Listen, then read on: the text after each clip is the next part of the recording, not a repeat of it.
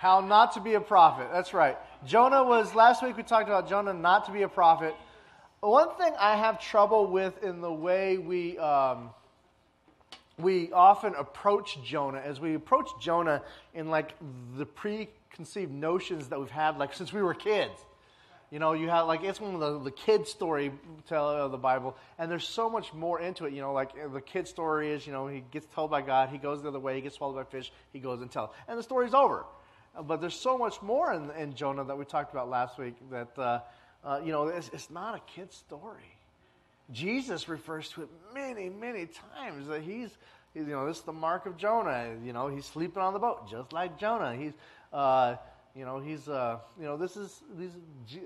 Jesus refers back to Jonah several times, and so we need to, you know, get some of those preconceived notions, those kid notions, out of our heads, because that's one thing that we do struggle with, I think.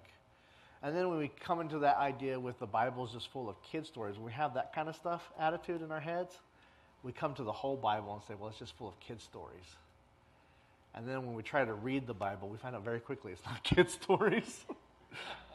In fact, most of it's very difficult to read, and we have to, and then we just drop out because we approached it with the wrong frame of mind.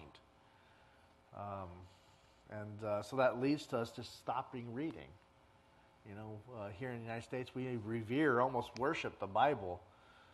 And some people I know do worship the Bible instead of the one who created it. You know, but they've never read it.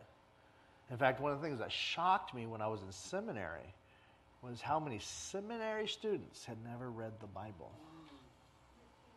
No, not at all. By the time they finished school, they had to read the whole thing. But when they went into seminary, they had not read the Bible. I'm like, that should be a prereq before you even get in, right? But it should be something we all have striven to do, even the difficult passages. Well, let's talk about these kings real quick. I want to talk about some of these kings. Just kind of finish up the kings of Israel. We're going to finish those kings up because I didn't get into it in last week. And then we're going to talk about the prophets at the end of the time of Israel. Remember, Israel and Judah are split up into two nations at this time. They had that civil war. They were one nation, and they split. And now you have the kings of Israel and the kings of Judah. None of the kings of Israel are listed as doing what was right in the eyes of the Lord. So they just go through this path of downward destruction. Now, if you remember, Israel is prime lands. It's more ready for takeover. It has the trading routes that people want. So when Mesopotamia, whatever nation is ruling Mesopotamia, the Syrians, the Assyrians, whatever the Canaanites, whoever's ruling this is going to fight with Egypt because they're the two big boys on the block, and they're going to have to go right through Israel. So they're going to fight with each other, and that land's going to be taken over fairly quickly. Where are we at? We're at Zechariah became king. He reigns for a whole of 6 months. A whole of 6 months. Was assassinated by his successor, Shalom, who managed to hold on to his reign for a month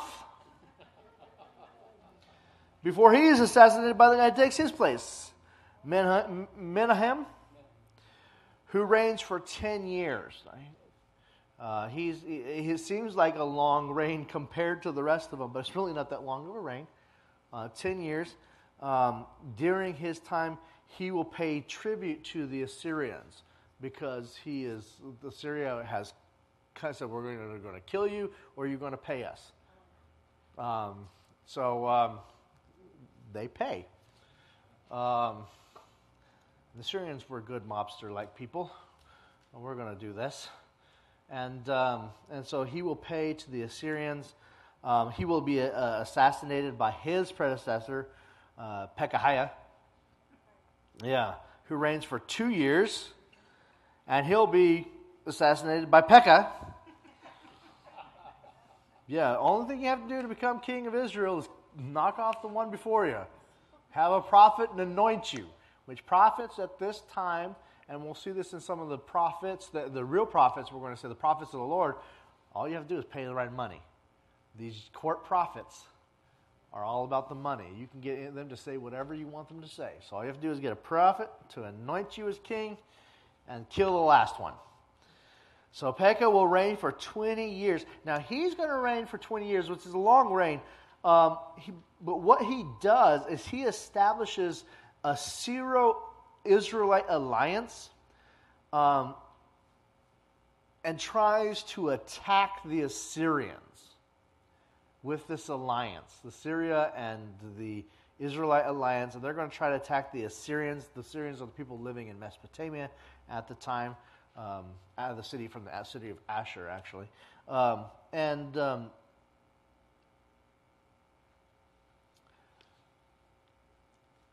Judah, the first thing they're going to do is try to get Judah to join the alliance, the tribe of Judah, the nation of Judah.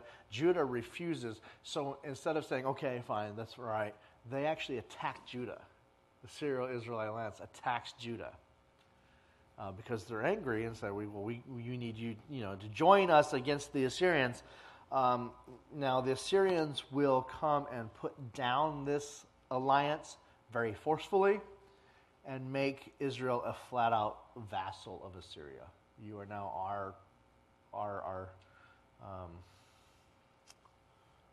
our property, really. We'll put a person over you to make sure that you are doing what you're told. That person being Hoshea, which assassinated Pekah. Now, he will attempt to revolt against the Assyrians, relying on the Egyptians' help, because the Egyptians are at war with the Assyrians, and they'll try to get the Egyptians to help him defeat the Assyrians. The Assyrians don't lose at this time. Sargon II, which is also known as Sargon the Great, he's the greatest of all the Assyrian general, king, leader, emperors, arguably, defeats Israel in 722 BC, and the northern kingdom falls. Assyria will assimilate the lands. They'll send 27,290 people into exile. And will repopulate the area with people from other nations that they've conquered. Now, this is actually common practice. When you conquer a land, you take the people that live there because they're going to fight for that land, and you move them somewhere else. And you take people from that land and you put them in that land, so neither of them are nowhere. They don't speak the same language of the people around them. They don't know the land. They don't know how to live. They don't know the farming agriculture. They don't know they don't know nothing. So they have to learn all this stuff before they can even think about revolting. And it works very well. That's one of the reasons why slavery exists in the first place, is grab people, move them somewhere else, and make them do someone else's work. And when I say slavery, I don't just mean the triangle trade of the United States. I know we have that lens we look through all of history is just that's slavery, but that's not all of slavery. That's just part of slavery. But yeah, and as they, and this is actually really important because in 722. People from this land were moved in, and then they will remarry with the Israelites that are left behind, and that gives birth to the Samaritans. That are the people group that, if you remember your New Testament, they have their own Pentateuch, they have their own Bible.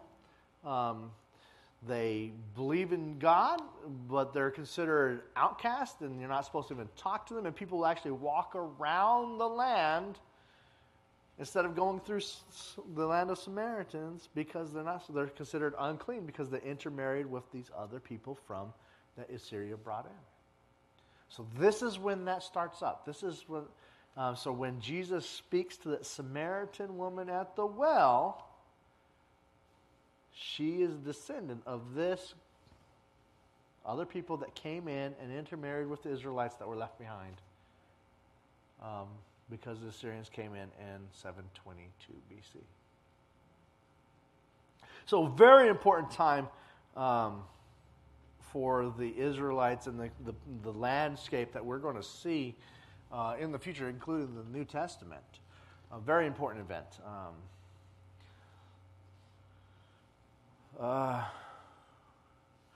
All right, so let's talk about some prophets that are there at the end of Israel. These are prophets to the land of Israel.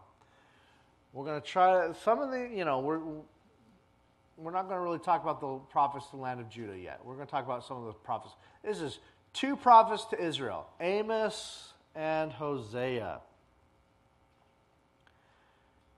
How many of you guys have read Amos and Hosea?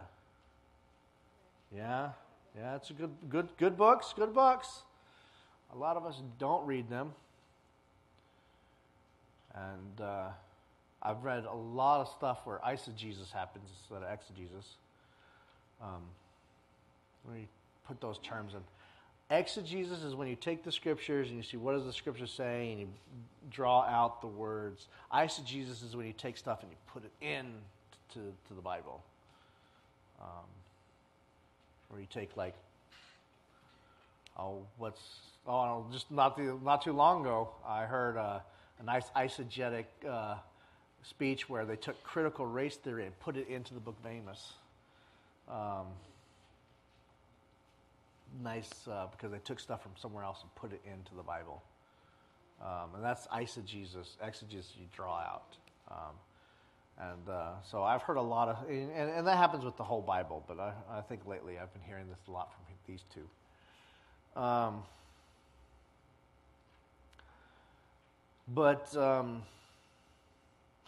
Both of these prophets will speak about the same time. They're going to be during the 8th century BC.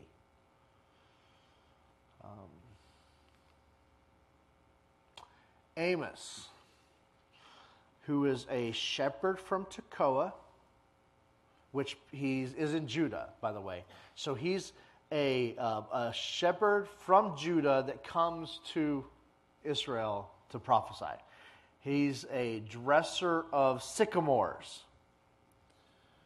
A sycamore is a type of a tree that produces a kind of low-quality fig, which was used for both the feeding cattle and sheep and the poor. That's what they used the sycamore fruit for. And to dress a sycamore means he was pinching it or puncturing it to make it ripen faster. We don't really know if he was rich or poor. I mean, he could have been working for someone else or he could have owned the land. We don't know. We just know that he was a dresser of sycamores from Tekoa in Judah, and so that means he was from Judah, and he comes to Israel, the north. I think time frame, you're looking at 760 to 750 BC, roughly. So in the time of Jeroboam, so if you're looking at your map, about the time of Jeroboam the second.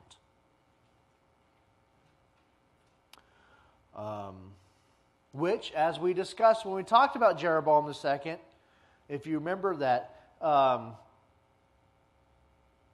it brought a period of prosperity. Jeroboam the second had that brief period of prosperity where they had uneven land distribution, indifference towards those who were in need. They were keeping the ritual sacrifice, but they had no substance. They were religious but not faithful. So they were Jews by name only.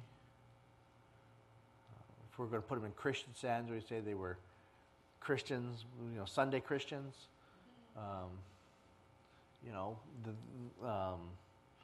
And that's and so they were that kind of. That was what that brought on, and so he's going to be speaking to these people during this time, and he's going to be saying, and so he's going to bring in, even though they have this next 21, 22 years that will last after him. So I guess, see if he was at 750, it would be 28 years or whatever. But he's going to be saying, that, hey, you guys need to get back to the Lord. Stop killing off your kings and just replacing them with someone else that's worse. But it begins, Amos chapter 1 through 2. The word of Amos, who was one of the sheep breeders from Tekoa. He was regarding Israel in the day of the kings of Uzziah of Judah and Jeroboam, son of Joash, the king of Israel. Interesting enough, king of Uzziah, that's also when Isaiah will be the prince. So he's at the same time as Isaiah, which we'll talk about later. I don't think we'll get to him today. And we definitely won't finish him today if we do get to him. So 2 years before the earthquake. See, they don't have calendars like we do. So you have to have major, and this is common practice, even in Assyria and Egypt and all the surrounding areas. They tell you what king was in power. They tell you, like, some of those years get really long when you're reading, like, Assyrian text. Like, they'll say, like, this happened, and this happened, and this happened, and this happened, and this happened, and it came before this, and then this person was there, until something recognizable happened that everyone knew. This case, it happens to be there's an earthquake that everyone knew when that was. So they can go back. And so we can pinpoint, actually, in history, some of these kings in Israel and Assyria and Egypt, because they list things that we can actually go back and find out. Now, this earthquake, we can't really narrow down yet. But, like, some of them, like this solar eclipse happened. We can actually go back and track that. This is when it happened. And so we can kind of get an idea of how that happens. And so there's... So it's kind of cool the way they did this. That's actually really useful for us because we can go back in history and find some of this stuff and actually narrow down. And if we can find out where this guy happens, then we know that it was around the same time this thing happened, and so we can start putting the pieces together. And that's how history works. So during the time of Uzziah and Jeroboam, son of Joash, the king of Israel, 2 years before the earthquake, he said, "The Lord roars from Zion and makes his voice heard from Jerusalem. The pastures of the shepherds mourn, and the summit of Carmel withers." So God roars from Zion like a roaring lion.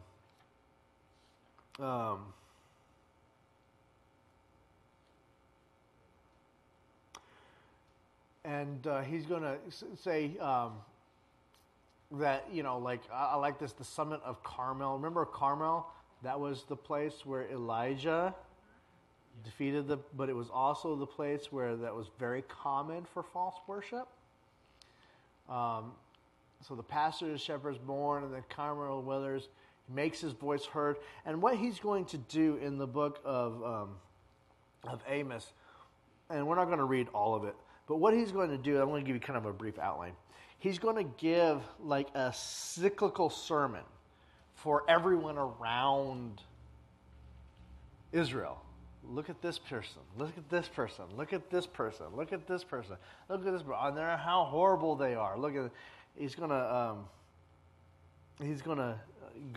give this sermon for everyone. And what it does is it says that God's the God of all these people, even though they may be, not following him. He's the God for all of people. And see how, but what he does, he builds up to it. Look at how bad these people are, how bad these people are, how bad these people, and you're even worse. And that's, and so he builds up this sermon that, and we'll go through some of it. and he'll like how bad they are, and you guys are worse. And that's how the sermon really kind of goes. And so we're going to see a repeated, as you read Amos, you're going to see a repeated idea. For 3 transgressions, even 4, I will send fire. I'm going to send wrath on these people for their sins. And if they're going to, and by then, if I'm going to send wrath on them, what about you? What about you? That's how the sermon goes. So let's look at some of what he talks about. And now we'll go there. I really should have just put a map on there, but I didn't. So you guys can open your Bibles to the back, and there's a map on there. Or open up your phone, go map of ancient Near East, time of Amos or something like that, and you'll come up with something. But anyways, the first one's going to speak, saying in chapter 1, verses 3 and 5, it's going to speak to Syria, or Aram, which is Syria. And he's going to talk about their atrocities in wartime. Syria is to the northeast of Israel. So I'll give you the directions so you can put it in your head. To the northeast, north is this way on maps. Just in case. Our maps will all go up. Northeast of Syria.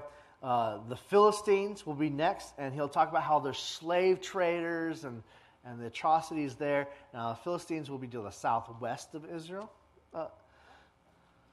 So northeast, southwest. The Phoenicians, they're slave traders. They're to the northwest. They're slave traders and covenant breakers.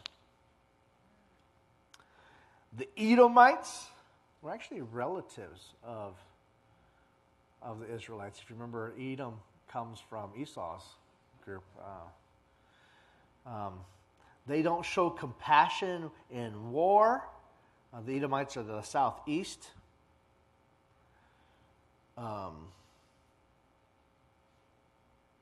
The Ammonites are also in the southeast region.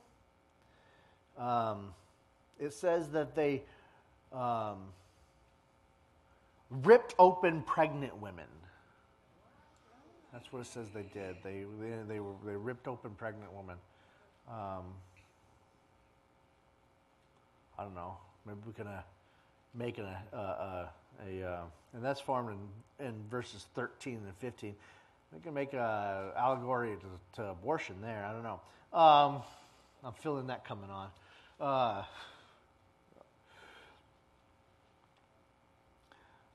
In Moab, to the southeast region, another southeastern region, they desecrate the bones of the king of Edom. So they're desecrating the kings, the dead. And Judah, he also speaks about Judah. You know, their brethren that they've separated from. They've rejected the law of the Lord. It says straight to the south. They've rejected the law of the Lord. So all these things about the people around them, you know, they've completed war atrocities. They've rejected the Lord. They're ripping open pregnant women. And then he comes to Israel in chapter 2, verses 6 through 16. He spends a lot of time on Israel. Y'all are worse. And I imagine he spoke with a Texan accent too. Y'all. Probably not.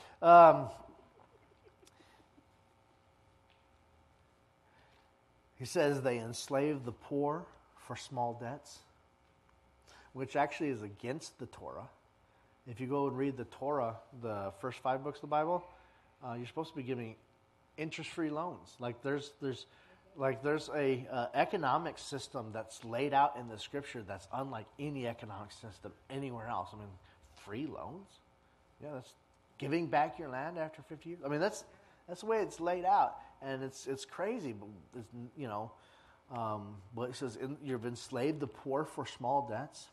You're oppressing the poor.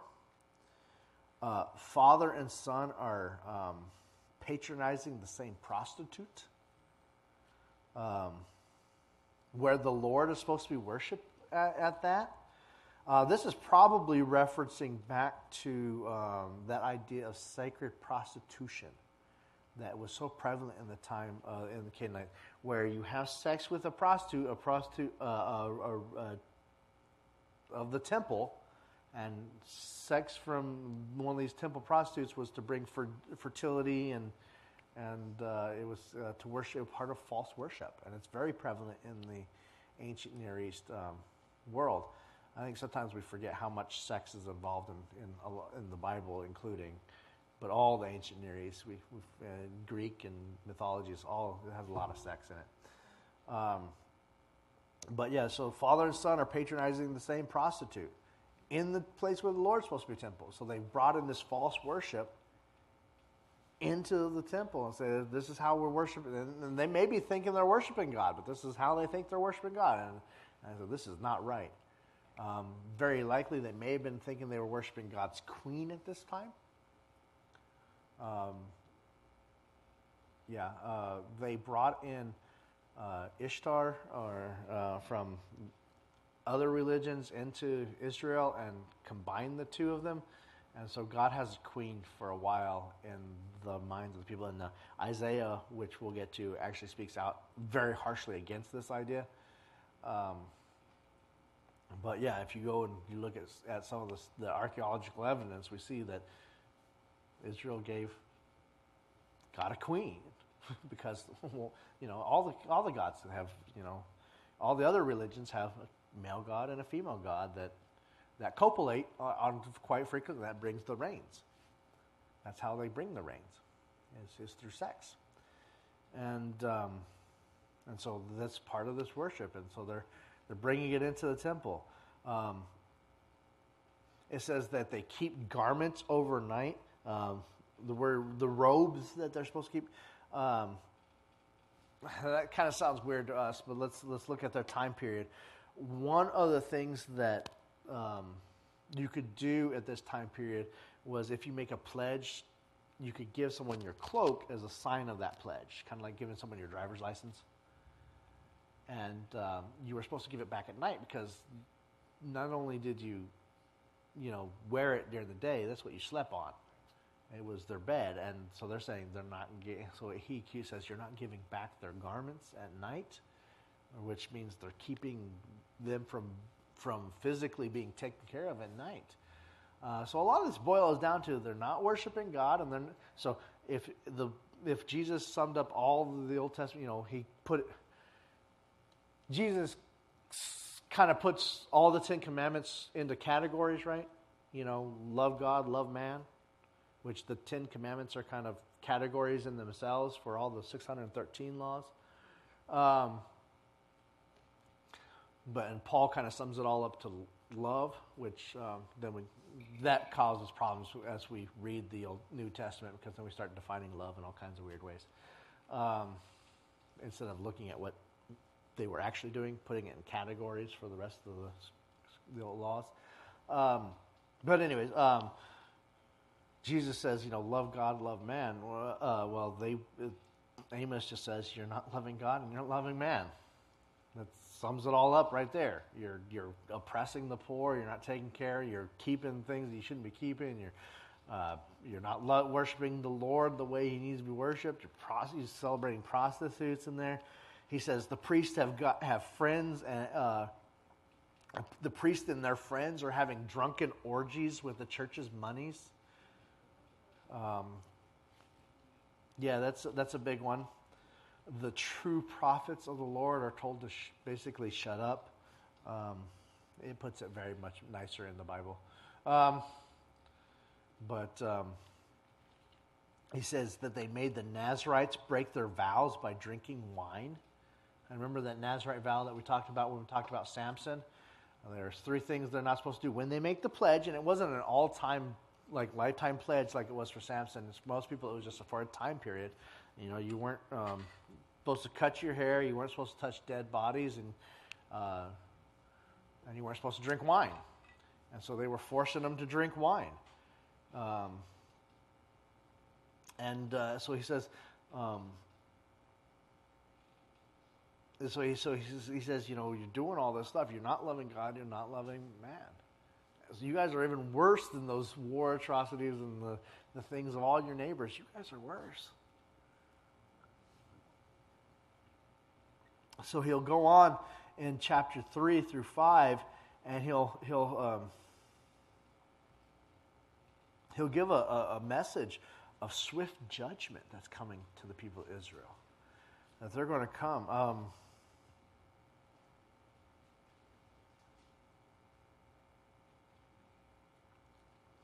I don't know how much I want to read of that, but he'll say swift judgment is coming. Chapter 4 kind of says that you've been given a great responsibility because of your privilege, so you need to be responsible with it. I'll listen to the message he brings. Listen to this, you cows of Bashan. So he calls them cows of Bashan, who are on a hill in Samaria, women who oppress the poor and crush the needy, who will say to their husbands, bring us some drink. The Lord God has sworn by his holiness, look, the days are coming when you will be taken away with hooks, every last one of you with fish hooks. You will go through the breach in the wall, each one is straight ahead, and you will be driven towards Harmon. So you're going to be taken away in slavery. All you women who are all being bowed and pompous and not basically not being the women of God.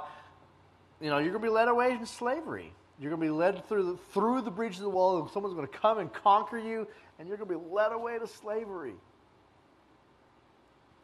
And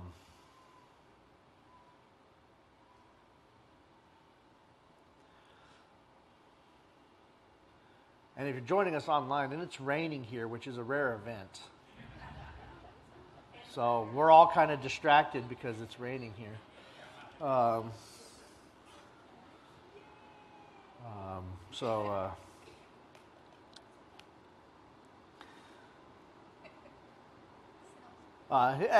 the Lord declared, I also withhold the rain while you were still 3 months until the harvest. I think Laughlin might just be cursed, period. And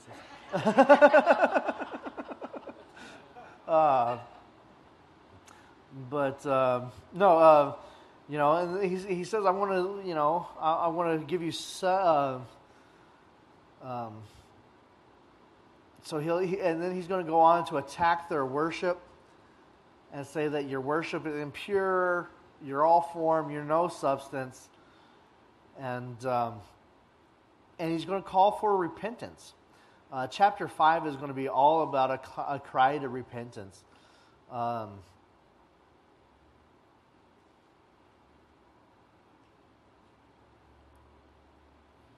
But as I read Amos, I kind of think he knows that they're not going to. I get the feeling like he knows this isn't going to be a moment like Jonah. We just read Jonah, where the whole of Nineveh, they go in and they turn to the Lord. I don't think he feels that way. He kind of knows that even though he's calling them, that the day of the Lord is going to come. And as a lot of us think about, hey, that we want the day of the Lord to come, we want the day of the Lord to come, Amos is a reminder that the day of the Lord is not something that you really want. It's a day of judgment.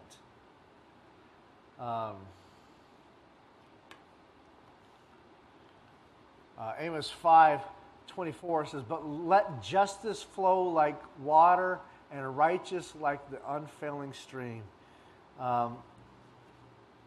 Justice.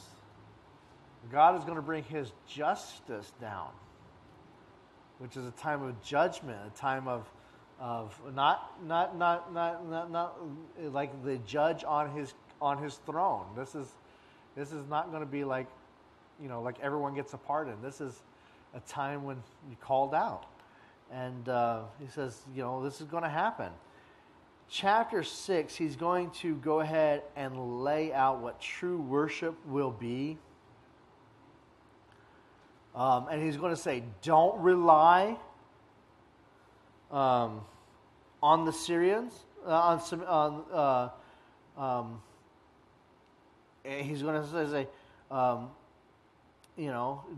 he's going to say, you're going to fall. Woe to those who are at ease in Zion and those who feel secure in the hills of Samaria, the notable people in the first of the nations, and to those houses of Israel come to, cross over.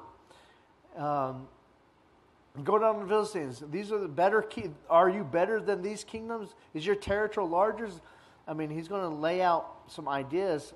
He's going to say, woe to the complacency of wealth, at ease in Zion. He's going to say, just as the Lord destroys all these other nations, he's going to destroy you.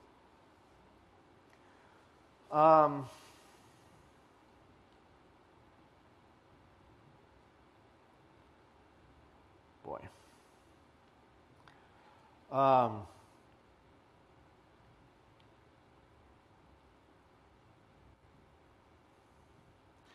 Chapters 7 through 9 he's going to lay out 5 visions.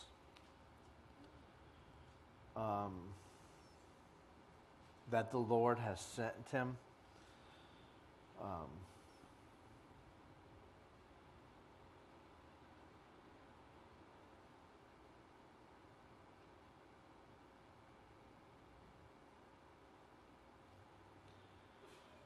I'm going to turn there in my Bible. Give me just a second.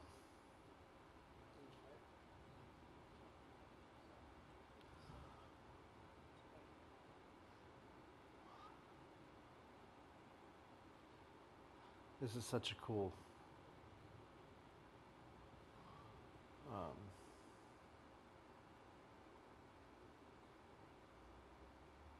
Amos is great. So the first vision, the Lord is going to show him. He said, "Look, he's going to form locusts at the beginning and sprouting the second crop." Now, locusts are big problems for the farmers. Locusts. This is a time period where they don't have pesticides. So it's going to bring destruction on them. And it says. Then I said, "Oh Lord, please stop. How can Jacob," that is Israel, the nation of Israel, "stand? Because he is so small." A lot of times in the Bible, this is pointed. Pay attention to this.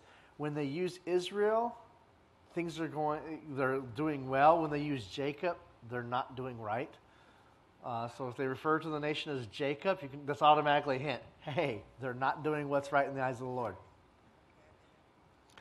How can Jacob stand? Because he is so small. Yahweh also relented this, so he turns it away.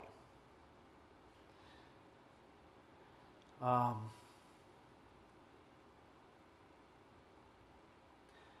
then the Lord showed me He's going to call for a legal case with fire to devour the deep and ate up the plots of the ground. Then I said, "Oh Lord, please stop. How can Jacob stand? He is so small." And so he's going to be arguing. So he's going to say, fire, locusts, turn back. Fire, turn back. What's the next one? A plumb line, the one on the plumb line. Was standing beside a wall built with a plumb line. You know what a plumb line is? It's a line that with a weight on it to make sure it's straight. What they used to do is they used to hold it up against the city walls or against the walls around your house and to see if the wall was straight. Because after a while, the ground would shift and it would start to lean. And then, if it leans too far, it's going to fall over. So one of the things you had to do if it was not straight was you couldn't just prop it up. You had to knock it down and rebuild it if you want to do it right. And so this is what that idea is. Hey, your wall is not straight. We're going to have to knock it down and rebuild.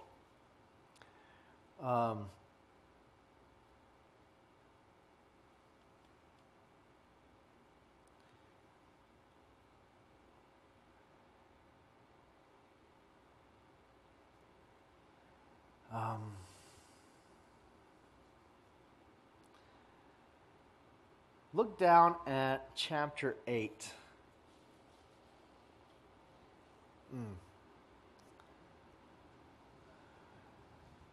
My Lord showed me this. There was a basket of summer fruit. And he said, what do you see? I see a basket of summer fruit. And Yahweh said to me, the end has come.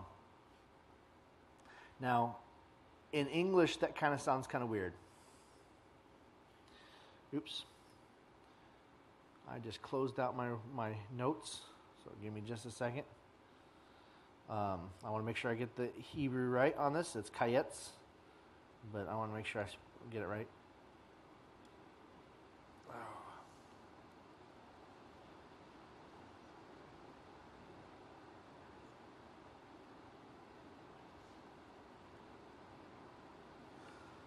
It's really coming down out there.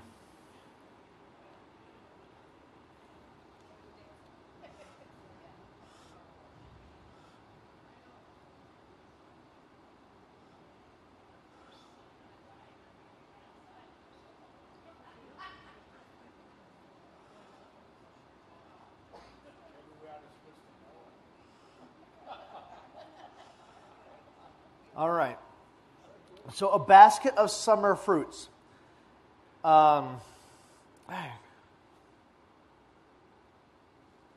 You know, let me see if I can do this. Actually, I'm just going to get my dry erase board real quick. That'll make more sense.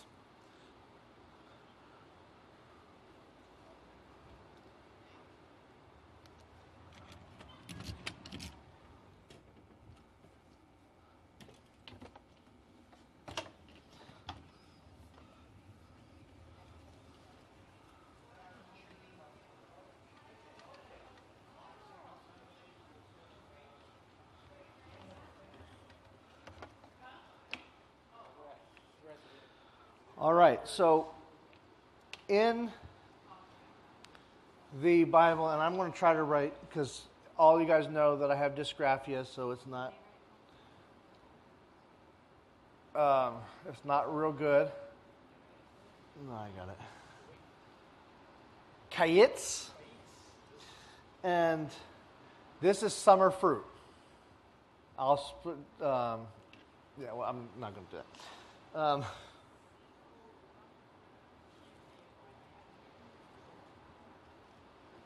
All right.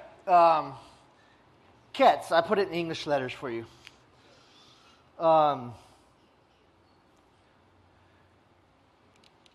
Kayetz, Q-A-Y-I-T-S. This is summer fruits. And so when he says, I see kayetz, he says, you're right, because ketz. Now, in the Hebrew, the Hebrew, before the Masoretics came around and put the vowels in there, they didn't write with vowels.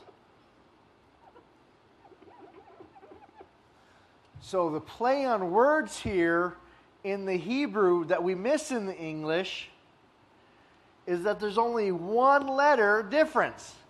And that letter in the Hebrew is the Y, and it looks like that. So you're looking at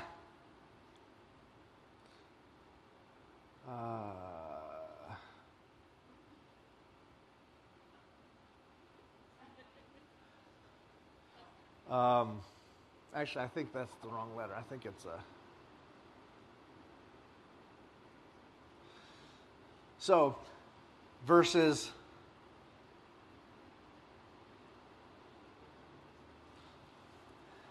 that's the difference. And so there's a play on words that we're really missing in the English here. That's why to us it doesn't seem to make sense. You're like, the summer ripe fruits, the end is near. I don't get it. When I first time I read that, I was like, I don't get it. I had to look it up. Because the Hebrew, it's a play on the words. In the NIV, they probably do their best job of what I've seen, is they say it's a basket of ripe fruits, and they don't follow exactly with what the Bible says. They say where the time is ripe, because they're trying to play on that same word play that is in the Hebrew. NIV is a thought-for-thought translation, not a word-for-word translation. So I think they probably do the best version I've seen of it, because they're trying to play with that word play that is in there. So anyways, this is really kind of cool, and I'll leave this up here, and I'm not sure about that letter, but I'd have to look it up.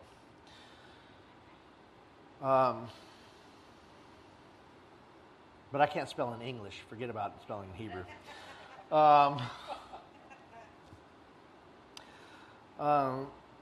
But then he's going to go on, Amos is, he's going to go on to say, the Lord is at his altar. There's no escape.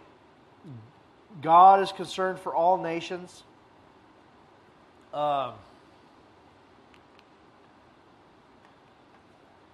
Amos 9, 11 through 15. In the day I will restore the fallen. So he gives, at the very end of all this very harsh speech, he ends with hope. The Bible always ends with hope. The faithful remnant will remain. Those who remain, even though the nation as a whole may be destroyed, those who remain true will return, will remain. It's called the faithful remnant. And that goes to show us one thing. A lot of times, I'm hearing a lot of speak right now in our nation about sins of the past being everybody's, but it's not an individual problem, it's a group problem. But the Bible just doesn't speak like that. It's the individual will remain. It's the individual that yes, the majority of people may have sinned in the past that led to lots of problems, and they may have to be destroyed for it. You still have the individual that's responsible for the individual. And I'm hearing a lot of talk in our nation right now where it's not about the individual. It's about groups of people. And that's just not biblical. Because when it all boils down, the person is forgiven for sin. The person is responsible for his choices, her choices.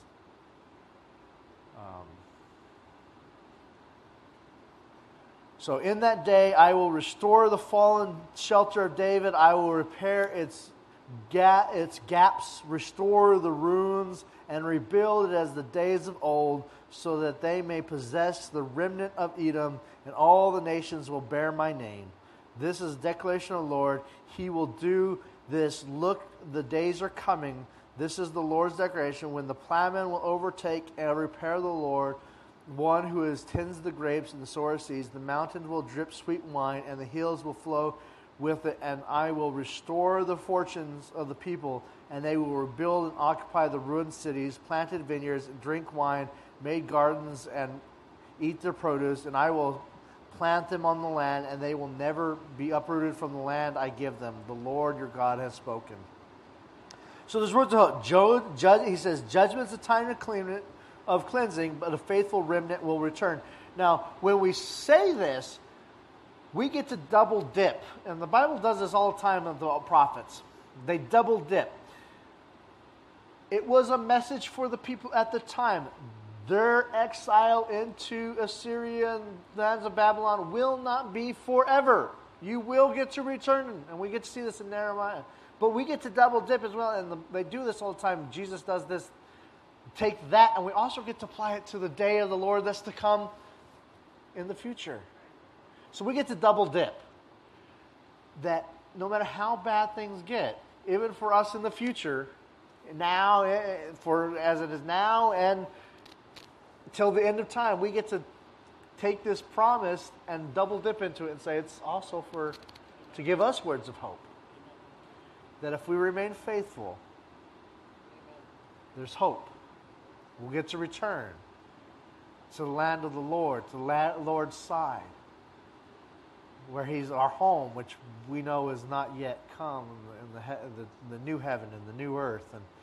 And so we get to take this message And is it for them then? And does it come true already? Yes. Has it come true yet? No. I mean, it's both. And that's the way the prophets work. They're for the people at the time and for the future. All right. Well, we actually used up all time, and I didn't even get to Hosea. All right. Well, I guess I'll save Hosea. I was going to get through both of them today. But, I mean, unless you guys want to stick around because it's raining really hard.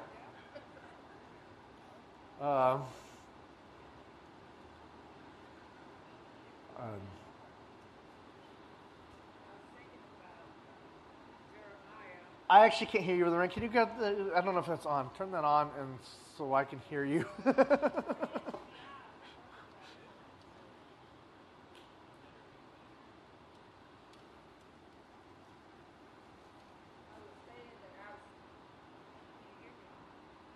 It's probably muted. Can you hit the unmute buttons on those?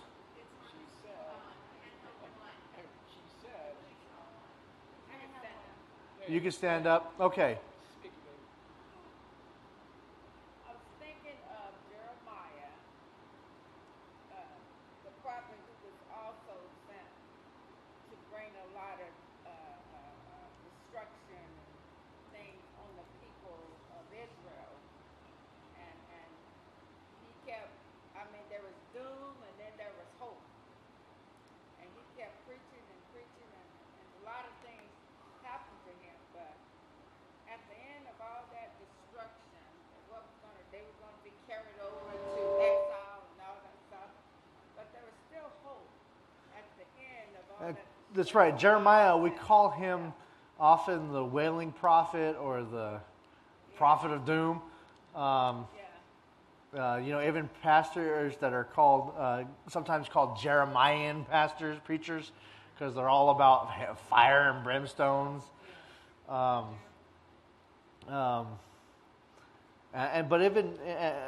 But if you just focus on the fire and brimstone in your preaching, you're not following true to Jeremiah, because, like you said, there's always that word of hope. Always that word of hope. That's hope for us.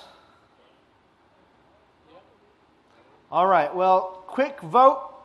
It is raining outside. You guys want to quit or go on to Hosea? Keep going. Raise your hand. All right, quit.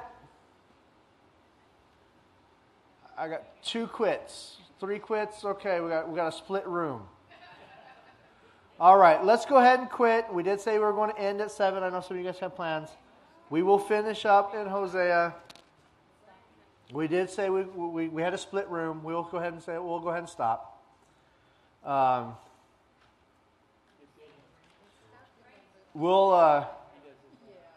We will pick up with Hosea next week, and maybe start on Isaiah. We definitely won't finish Isaiah. So let's close in prayer. Would anyone like to close us in prayer? Absolutely. Thank you.